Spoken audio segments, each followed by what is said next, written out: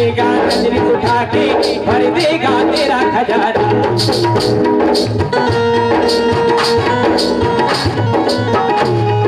किनको भरोसा है कि घटघटवासी एक ही नजर में हमारा कल्याण कर देते हैं, कोई हाथ उठाए, और जिन्हें भरोसा नहीं है उनसे कोई गिला शिकवा नहीं। तुम द्वार पे इनके जाना, श्रद्धा से शीश झुकाना, देखेगा नजर उठा के भर देगा तेरा खजाना।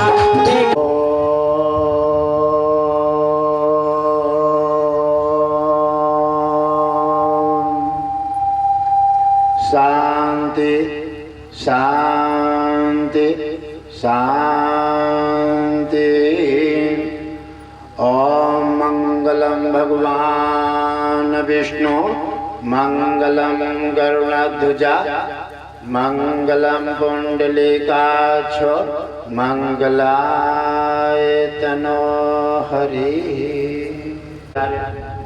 पर्व की तैयारी बड़ी धूमधाम के साथ हमारे देवताओं में भी चल रही है।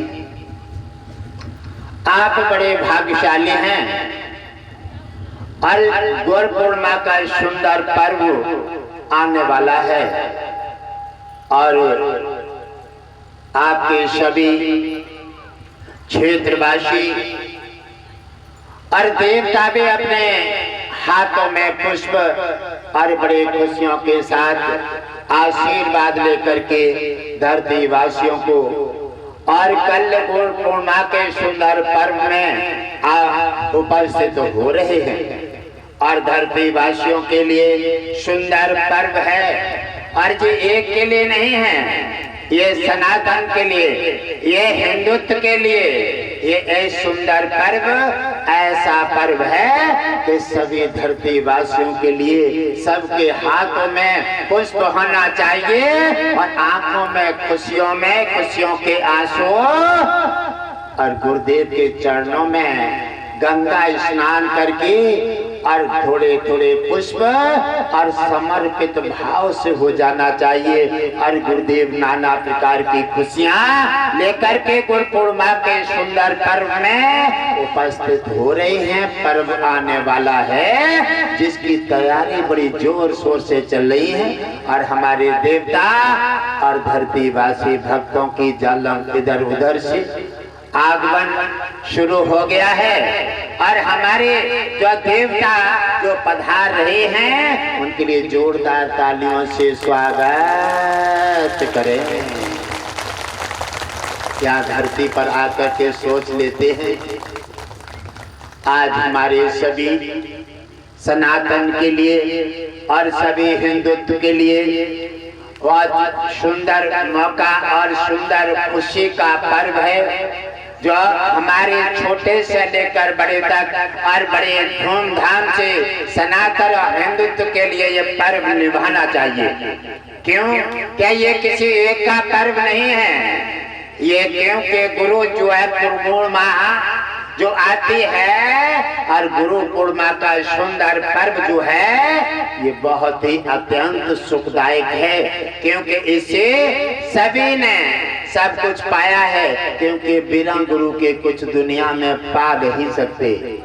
आज वनस्पति जीव जंतु दानव और मानव सभी खुशियों के साथ इस सुंदर पर्व के लिए अपना हाथों में पुष्प लेकर के कल गंगा स्नान करने के बाद और गुरुदेव के चरणों में चढ़ा करके अपने जीवन को वार वार मानव जीवन और सनातन को धन्य बनाएंगे और देवता और गुरुदेव सभी को आशीर्वाद दे करके सबका कल्याण करेंगे।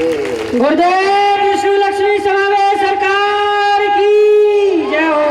अब सोच लिया जाए कि गुरु पूर्णिमा को घट वासी जी मना रहे हैं।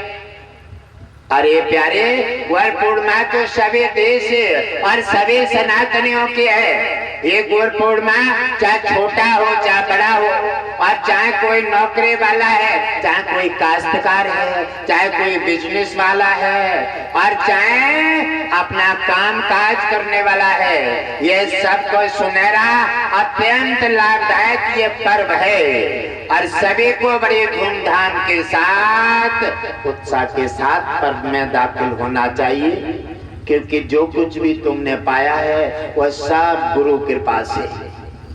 जब तुम छोटे थे, जब जन्म हुआ तो तुम्हारी माँ गुरु बन गई, और माँ ने तुम्हें जन्म दे करके अपने गले में सोए और तुम्हें सूखे में सुलाया, और नाना प्रकार से तुम्हें मार्ग देते हुए और तुम्हें बड़ा किया। और तब तुम फिर टीचर के गुरु के पास जाकर के शिक्षा पाए। अगर शिक्षा ना पाते तो अधिकारी कहाँ से बनते, आपको नौकरी कहाँ से मिलती, ज्ञान कहाँ से आता।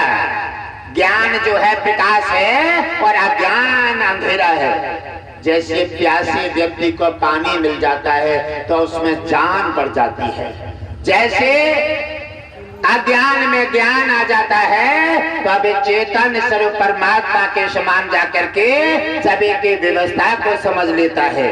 जैसे मुर्दा मृतक शरीर में और प्राण वायु पर जाते हैं तो उसकी आंखें खोल करके उसके शरीर का संचालन होने लगता है। ऐसे अज्ञान के बिना व्यक्ति यानी अचेत है। और जब ज्ञान नहीं है, ज्ञान कहाँ से मिला? गुरु से। और गुरु से जब ज्ञान मिला है तो समस्त संसार ज्ञान लेकर के और अपना काम काज में लगा हुआ है। जो आप घर चला रहे हैं ये भी गुरु की कृपा है। आप खाना खा रहे हैं ये भी गुरु की कृपा है। आप नौकरी कर रहे हैं ये भी गुरु की कृपा है। तो गुरु कृपा नहीं होते, पढ़ लिख नहीं पाते तो नौकरी नहीं मिलती। ये सब गुरु कृपा है। और जो आप काम काज कर रहे हैं, खा रहे हैं, अच्छा काम काज कर रहे हैं, सब गुरु कृपा है। और ये सब कुछ जो है जीव जंतुओं पर दया, और जो काम काज सब चल रहे हैं सब गुरु कृपा है। गाड़ी वाहन बंगला और कोर्ट कचहरी ये सब गुरु कृपा है। बिना गुरु के संसार में कोई भी प्राणी कुछ नहीं पा सकता। दुनिया बनाने वाला भगवान विष्णु भी कहता है क्या गुरु के बिना जीवन में और संसार में अंधेरा है। क्योंकि धरती पर में अगर किसी कारणवश साधु संत ब्राह्मण और धर्म का जब लुप्त होता है तो मैं धर्म का संचालन करने के लिए और साधु संत ब्राह्मणों की रक्षा करने के लिए अलग अलग रूपों में मैं धरा पर अवतार लेता हूँ। और अवतार लेने के बाद भी जब मैं देखता हूँ तब बिना गुरु के संसार में अंधेरा दिखता है। तब गुरु की तलाश करके और गुरु के लिए बना करके और गुरु के चरणों में दुनिया बनाने वाला समर्पित होता है। और तब उनका ज्ञान चेतन स्वरूप परमात्मा जागृत होता है। और तब नाना प्रकार के राक्षसों का मारते हैं, भक्तों की सहायता करते हैं, बनियों में बचलते हैं और नाना प्रकार के अच्छे काम काज करके और परमात्मा रूपी में परिवर्तित होकर के तब वो राम और कृष्ण के रूप में दुनिया में प्रसिद्ध हो जाते हैं। ये कहाँ से मिला? गुरु कृपा से। और जो भी तुमने धन धान्य कुटुंब और परिवार जो कुछ भी पाया है ये सब गुरु कृपा है। क्योंकि तुम्हारी माँ भी गुरु है। गुरु शब्द एक अत्यंत गुणकारी है जिसको दुनिया बनाने वालों को भी आवश्यकता पड़ी। क्योंकि राम आए कृष्ण आए बिना गुरु के वो भी कुछ नहीं कर सके। तो इसलिए सुनहरा पर्व आ रहा है गुरु पूर्णिमा का, जिसमें बढ़ चढ़ करके सभी को भाग लेना चाहिए। और देवता भी धूमधाम से तैयारी कर रहे हैं और हमारे धरतीवासी बहुत ढीले हैं, अपना काम काज में लगे हैं। क्या जो कुछ भी तुमने पाया है ये गुरु कृपा है। और गुरु कृपा हट गई तो समझ लो दुर्घटना घट गई।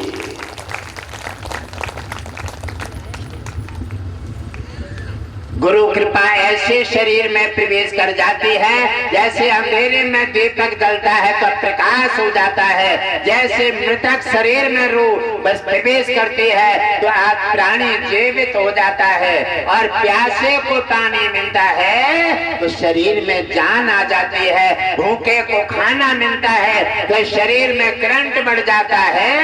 ऐसे चैतन्य स्वरूप परमात्मा गुरु आपके संसार के संचालन के लिए नाना प्रकार से प्रकाशित कर रहा है, और इसी प्रकार चैतन्य स्वरूप परमात्मा और गुरु रूप में कल गुरु पूर्णिमा के रूप में उपस्थित हो रहे हैं। और देवता और भगवान विष्णु दुनिया बनाने वाले भी कल क्षीण सागर में बैकुंठ में कैलाश पर कोई नहीं मिलेगा।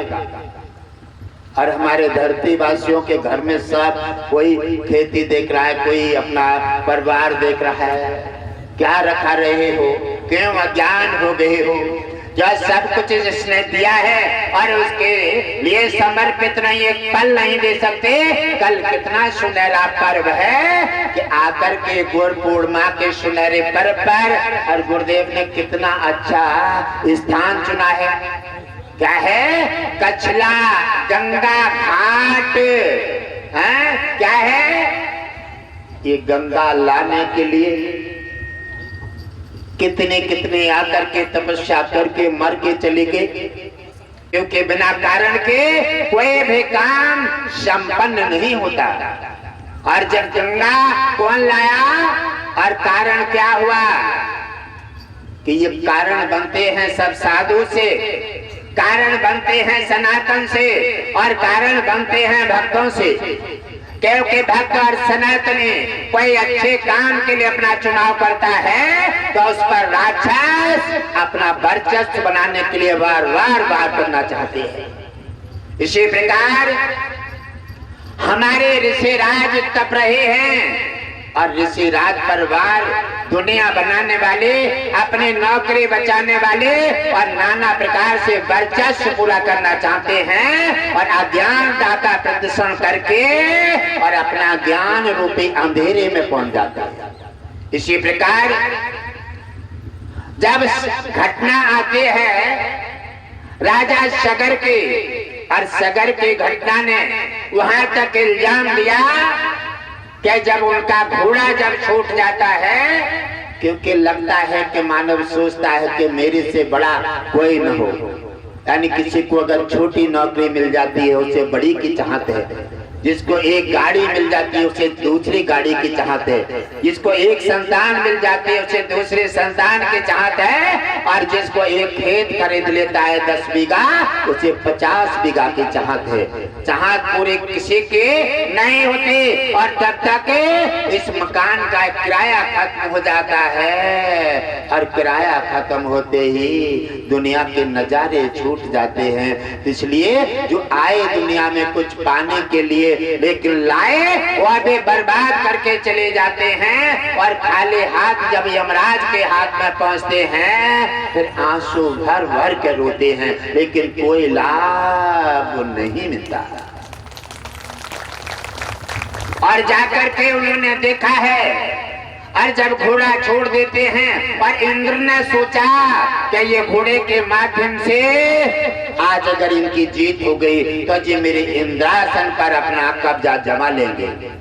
जिसको कुर्सी मिल गई उसको कुर्सी की जरूरत है, जिसको अगर किसी प्रकार का अगर पद मिल गया उसे पद की जरूरत है, ना उसे देश पर ध्यान है, ना धर्म का ध्यान है, ना सनातन का ध्यान है, और ना अपने छोटे गरीब का ध्यान है। इन चीजों से ध्यान हट करके व्यक्ति अपना पेट भरना चाहता है, अपना वर्चस्व निभा करके वो कुछ पा नहीं सकता।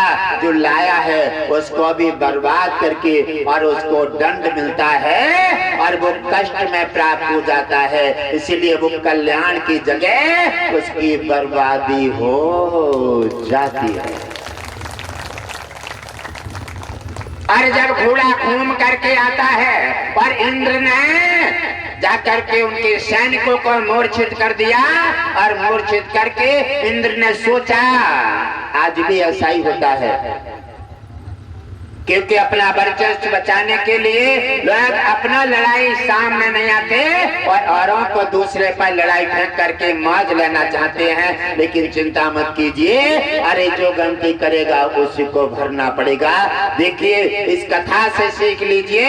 और उन्होंने कहा और कह करके इंद्र ने उसका मूर्छित करके घोड़ा छीन करके और सोचा अब मैं अगर इसको ले जाता हूँ तो राजा सगर से मेरा झगड़ा हो जाएगा और 60,000 पुत्र हैं राजा सगर के और झगड़ा होकर के ये व्यवस्था बदल जाएगी और मेरा नुकसान हो जाएगा। चलिए अब थोड़ा सा दिमाग लगा देते हैं। और इंद्र ने जाकर के सबसे ज्यादा सीधे कौन पाए जाते हैं?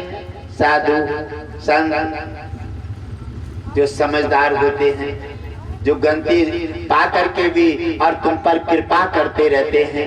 क्यों कि भगवान विष्णु कहते हैं क्या गुरु से बड़ी कोई धरोहर नहीं है। और गुरु ही अगर किसी प्रकार से छोटे छोटे गलतियों पर और बड़े दंड देने लगेंगे तो फिर गुरु का मान और सम्मान हल्का हो जाएगा। इसी प्रकार साधु संत बड़ी समझदारी से ध्यान से काम करते हैं। और उन्होंने देखा कि ये व्यवस्था क्या हो रही है और देख करके उन्होंने कपिल मुनि का आश्रम देखा और कपिल मुनि के आश्रम में घोड़ा बांध देते हैं। और जब जाते हैं राजा सगर के 60,000 पुत्र और कपिल मुनि पर अपना प्रहार कर देते हैं और कपिल मुनि को कोई जानकारी नहीं है। और कपिल मुनि ने समझाया और कहा कि तुम जो करना चाहते हो ये मेरा कोई कसूर नहीं है और मुझे पता नहीं घोड़ा कौन बांध गया कौन नहीं बांध गया है। उन्होंने कहा कि अब 60,000 के मारे तुम घबरा रहे हो, इसीलिए उन्होंने उन पर वार करना चाहा। और कपिल मुनि ने बार बार उन्हें समझाने का प्रयास किया और समझाने का प्रयास किया क्योंकि धर्म के कामकाज पर हर व्यक्ति रोड़ा बनना चाहता है। क्योंकि धर्म पंथ बड़ा कठिन पंथ है, सेवा बड़ा कठिन पंथ है, इसमें सब कुछ झेलना पड़ता है, हानि लाभ भी उठाना पड़ता है, मान अपमान भी दांव पे लगाना पड़ता है। और तब बन करके भगवान विष्णु के समक्ष पहुंचते हैं और तब उनकी दृष्टि में जाकर के भगवान विष्णु अपने नाम से जोड़ करके और तुम्हें इतिहासों में जोड़ करके तुम्हारा कल्याण कर देते। भगवान विष्णु ने लगातार भक्तों पर अपनी नजर बना के रखी है और साधु संत और गुरुओं पर नजर भगवान विष्णु के न हो तो दुनिया वाले क्या करेंगे, कोई रहने नहीं देगा। इसी प्रकार उन्होंने कहा और लेकर के जब वो वहां से जाते हैं उन्होंने देखा और उन्होंने जब वार किया ऋषिराज पर, ऋषिराज ने सोचा ये मेरे पर वार करने को जा रहे हैं और ऋषिराज ने कहा ठहर जाओ, तुम्हें 60,000 होने का घमंड है, ठहर जाओ, तुम 60,000 का घमंड है, मैं अभी एक पल में उतार देता हूँ। और ऋषिराज ने अपने कमंडल से जल निकाला और जल निकाल करके कहा जाओ मैं तुम्हें श्राप देता हूँ, तुम 60,000 भी एक साथ भस्म हो जाओ। और कपिल मुनि के श्राप से 60,000 भी सगर के पुत्र भस्म हो गए और चिताएं जलने लगी। और चिताएं जब जलते हैं तो उन्होंने देखा और बार बार आकर के कपिल मुनि को बड़े निवेदन के साथ उन्हें ठंडा किया। क्योंकि साधु का जब क्रोध बढ़ जाता है तो भगवान भी उसको ठंडा करने में असमर्थ हो जाता है। क्योंकि क्रोध आता भी बहुत देर में है और फिर ठंडा होना केवल भगवान के बस का काम है और कोई ठंडा नहीं कर सकता। इसलिए कपिल मुनि का क्रोध अपनी सीमा उलांघ रहा है। और कपिल मुनि ने कहा श्राप दिया और तब तक दूसरे आ जाते हैं और 60,000 पुत्रों के शमशान बन जाता है। और उन्होंने आकर के उनसे कहा कहे मुनिराज, और जब मुनिराज की आंख खुलती है कहने लगे तुम भी क्या उन्हीं में से हो, तो कहने लगे मुनिराज हम हैं तो उनमें से लेकिन वो नहीं है। वो नहीं है। उन्होंने गंदे के उसका इल्जाम उठा लिया कि साधु संतों को छोटा समझ करके और वार कर देते हैं। और साधु संतों की जब आंख खुलती है या ईश्वर की जब कृपा कुदृष्टि बदलती है तो भर भर आंसुओं से रोते हैं और कोई चुपाने वाला नहीं मिलता है। उसी समय मुनिराज ने कहा, क्या कहना चाहते हो? कहने लगे मुनिराज गुरुदेव, अब ये बहुत बड़ा अनर्थ हो गया है और हे गुरुदेव, इस अनर्थ के लिए अब 60,000 पुत्र जो हवा बाधा में परिवर्तित हो गए हैं, ये धरती वासियों को तबाह कर देंगे, क्योंकि जो अकाल मृत्यु है इनको जन्म नहीं मिलेगा। कहिए गुरुदेव, इनके कोई समाधान का कारण बताइए, इनका कैसे भी उद्धार हो। तो उन्होंने कहा, अगर तुम सरलता से और निवेदन के साथ पूछना चाहते हो तो मैं इनके उपाय का, साधन का मार्ग अवश्य बताऊंगा, वो ध्यान देकर सुनो। तब उन्होंने कहा कि छोटे से गंदे से और साधु क्रोधित हो जाता है और उसका क्रोध यहाँ से लेकर भगवान विष्णु और देवताओं तक छा जाता है। इसी प्रकार उस क्रोध को शांत करने के लिए जा करके तपस्या करो। और कई व्यक्ति तपस्या करके चले जाएंगे लेकिन कोई भी शांति और कामयाबी नहीं मिलेगी। अंत में भागीरथ तपस्या करेंगे तो भागीरथ के माध्यम से भगवान विष्णु प्रकट होंगे। भगवान विष्णु के माध्यम से गंगा भागीरथ की धरती पर आएंगे और उन्हीं के माध्यम से 60,000 पुत्रों का तर्पण होगा। और तब होते होने से बदल करके और तर्पण होकर के मोक्ष में पहुंचेंगे और तब संसार का कल्याण होगा। आज वही भागीरथ लेकर आए तपस्या करके बड़े संकट के माध्यम से। अगर सगर के पुत्र जाकर के अगर कपिल मुनि पर वार नहीं करते तो ये इतिहास नहीं बनता, तो ये गंगा धरती पर नहीं आते। और नहीं आते तो आप लोग कल स्नान कहाँ से करते? आप लोग स्नान कहाँ से करते? अगर इसी प्रकार साधु संतों पर वार हुए और जब साधुओं पर कोई अनिति का और कैसा भी वार होता है तो समझ लो कुछ नया होने वाला है।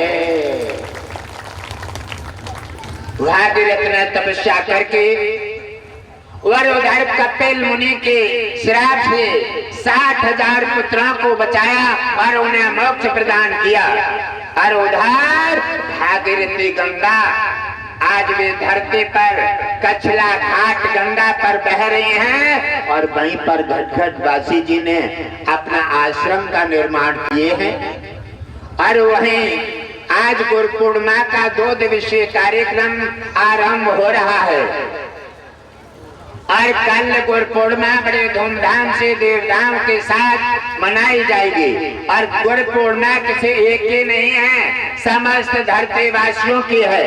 और धरती वासी नहीं, देवता भी जो और भी व्यक्ति शरीर छोड़कर के जो पितर हैं, जो नाना प्रकार के संकटों को प्राप्त हो रहे हैं, और पितर भी कल गुरु पूर्णिमा के सुनहरे पर्व पर गंगा स्नान करके और गुरुदेव के चरणों में समर्पित होकर के और वो भी अपना उद्धार करेंगे। बोलिए सद्गुरुदेव भगवान की जय हो। सुनहरा पर्व का आनंद, गंगा स्नान और गुरु पूर्णिमा का सुनहरा पर्व उसी को मिलेगा जो भाविक होगा और भाग्यशाली होगा। बदकिस्मत वाले को नहीं मिल सकता, पास होगा तो भी नहीं जाएगा, वो अज्ञान बस बैठा रहेगा। और जो सुंदर भाग्यशाली हैं, ये सुंदर पर्व जो होने जा रहा है, घटघट वासी जी का विशाल सत्संग भंडारा और सुंदर पर्व का आयोजन होने जा रहा है। और कल बड़े धूमधाम के साथ गुरु पूर्णिमा का सुंदर पर्व देवताओं के माध्यम से, साधु संतों के माध्यम से, भक्तों के माध्यम से और पितरों के माध्यम से और सभी जीव जंतुओं के माध्यम से समस्त वनस्पति भी और वृक्ष भी गुरु पूर्णिमा में सुनहरा मौका लेकर के इंद्र और सभी देवता बढ़ चढ़ करके भाग लेंगे। अब आप क्या चाहते हैं कि कोई कष्ट दिखाई न दे? क्या सोच लेते हो? थोड़ी सी हवा चल गई, थोड़ी बूंदे आ गई, थोड़ो बादल देख लो, उससे घबरा जाते हो। क्या सोचोगे? साधु संतों ने जंगल में अपने शरीर त्याग दिए, काय के लिए? तुम्हारे लिए। सब कुछ उन्होंने आंधी, तूफान, बरसात, भूखे, प्यासे सब जंगलों में झेला और तब उनके जल से 60,000 पुत्र भस्म हो गए। अरे जब तक तुम्हारे पूंजी में कुछ है नहीं तब तक तुम क्या करोगे? इसलिए गुरुदेव बार बार तुम्हें प्रेरित करते हैं कि हे भक्त जागो, दुनिया में आए हो तो कुछ कर लो, कुछ पा करके जाओ, और नहीं जो लेकर आए हो वो बैठ करके खा लोगे और छल कपट धोखे के गठरे बांध के ले जाओगे। तुम्हारा मानव जीवन में आने का कोई फायदा नहीं होगा। यह भी नहीं समझ पाओगे हम क्यों आए हैं और इसका अर्थ क्या है, ये जाने नहीं है। क्योंकि बिना ज्ञान के प्राणी अनजान होता है। जैसे मृतक शरीर, अचेत, अरे अगर मृतक शरीर पड़ा है तो उसका कुछ भी बरसात हो, कुछ भी हो, वैसे कोई लेना देना नहीं है। इसलिए अज्ञान व्यक्ति जो है, जब तक उसके अंदर ज्ञान नहीं है तब तक वो मृतक शरीर के समान है, अचेत है, तब तक वो जान नहीं सकता, वो कुछ भी कह सकता है, कुछ कर सकता है, क्योंकि उसके जीवन में अंधेरा है। और अंधेरा पाकर के व्यक्ति जो अपना जीवन को व्यतीत कर देता है, उसका आना और ना आना कोई लाभ नहीं हुआ। इसलिए सुनहरे मौके का पर्व है और सभी अपनी अपनी व्यवस्थाएं लेकर के दाखिल होंगे, सभी अपनी अपनी, क्योंकि यहाँ दानव, मानव, देवता, अग्नि, जल, वायु और सभी अपनी अपनी व्यवस्था। लेकिन भगवान विष्णु से और देवताओं से हम फिर भी निवेदन करेंगे कि सभी अपने अपने में सीमित रहना, अपने अपने में सीमित रहना। असीमित काम घटना का इल्जाम देता है। सब अपने अपने सीमित बड़े श्रद्धार भक्ति भाव से अपना अपना गुरु पूर्णिमा का सुनहरा पर्व मनाएंगे। कोई भी किसी प्रकार का असीमित प्रहार नहीं करने का काम करेंगे, क्योंकि यहाँ पर सारी व्यवस्था, क्योंकि सब तुम्हारी है, इसी प्रकार जब तुम्हारे हैं तो सबको देख करके और सभी व्यवस्था में दाखिल रहेंगे। और कुछ पाने के लिए प्यारे खोना पड़ता है, खोना पड़ता है। इसलिए ये देखो जंगल में आश्रम है और जंगल में मंगल होता है। आप स्वयं अपनी अपनी व्यवस्था अपने अपने में धारण रखें और इसी के माध्यम से आपको पूर्णिमा का सुंदर पर्व बड़े धूमधाम से आस्था और श्रद्धा भक्ति भाव के साथ मनाएं और धूमधाम से, और जहाँ जहाँ तक सूचना, जहाँ तक बुलाएं, क्योंकि ये 2 दिन हैं और कल का जो पर्व है बड़ा अत्यंत सुखकारी है। और सभी देवता, लक्ष्मी, भगवान विष्णु, कुबेर भक्तों को गुरु पूर्णिमा के सुंदर पर्व पर और गुरुदेव के भक्तों को नाना प्रकार से अपनी खुशी खुशियां प्रदान करेंगे, धन प्रदान करेंगे, शांति प्रदान करेंगे, आनंद प्रदान करेंगे और बड़े बड़े समस्याएं हटा करके और सभी का आनंद मंगल करेंगे। गुरुदेव विष्णु लक्ष्मी समावेश सरकार की जय हो। इसी प्रकार मेरे प्यारे परिवारजनों, जो भी साधु और संतों के माध्यम से, क्योंकि साधु हमेशा भगवान से और प्रशासन से इनका अद्भुत जुड़ाव रहता है, और जब साधु पर वार होता है तो समझ लो कि भगवान विष्णु पर फर्क पड़ जाता है। इसी प्रकार जंगल में नाना प्रकार से और ईश्वर हर जगह मौजूद है। आप चिंता बिल्कुल ना करें, ईश्वर जो है हर जगह मौजूद है। चैतन्य स्वरूप परमात्मा आपके घट घट में रमाया हुआ है।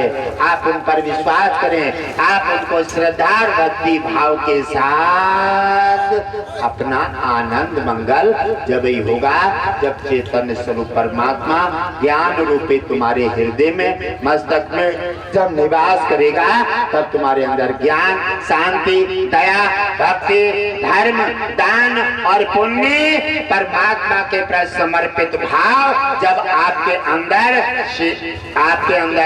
हृदय में स्थान लेगा, और तभी आप धनवान और भाग्यशाली होंगे और तभी तुम्हारा कल्याण होगा। ओम विष्णु हरि गणवासी नारायण की जय हो। आप सभी अपना अपना कामकाज, और देखो कार्यक्रम जो है यहाँ गुरु पूर्णिमा मनाने आए हैं, यहाँ गुरु पूर्णिमा मनाने आए हैं, और सभी भक्तों का फर्ज बनता है, सभी भक्तों का फर्ज बनता है, सबका आश्रम है।